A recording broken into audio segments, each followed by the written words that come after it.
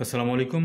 আমি নবম দশম শ্রেণীর বীজগণিত অধ্যায়ের একটা গাণিতিক সমস্যা নিয়ে আমি আলোচনা করব।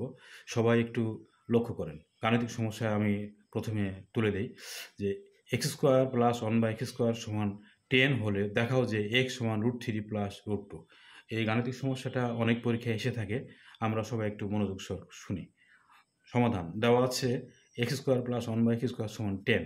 তাহলে আমরা A square plus B square সূত্র যদি ফেলি A plus B whole square minus 2ab সমান 10 থেকে গেল।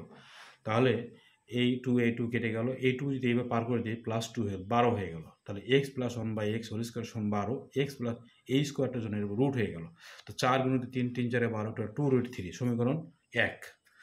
আবার x square plus one by x সমান 10 দেওয়া ছিল, এটা এখন মাইনাস সূত্রে ফেলবো a minus b whole square মানে x minus one by x whole square plus 2ab সমান 10। এই 2 এই পারা বিয়োগ হয়ে গেল, তাহলে 8 হলো। X minus one by x সমান 8, x minus one by x সমান 8 গুণিত 2 সমান 2√2 সমীকরণ 2। 1 নম্বর ও 2 নম্বর সমীকরণ যোগ করি। তাহলে যোগ যদি করি তাহলে আমাদের কী অবস্থান দাঁড়ায় একটু লক্ষ্য করি।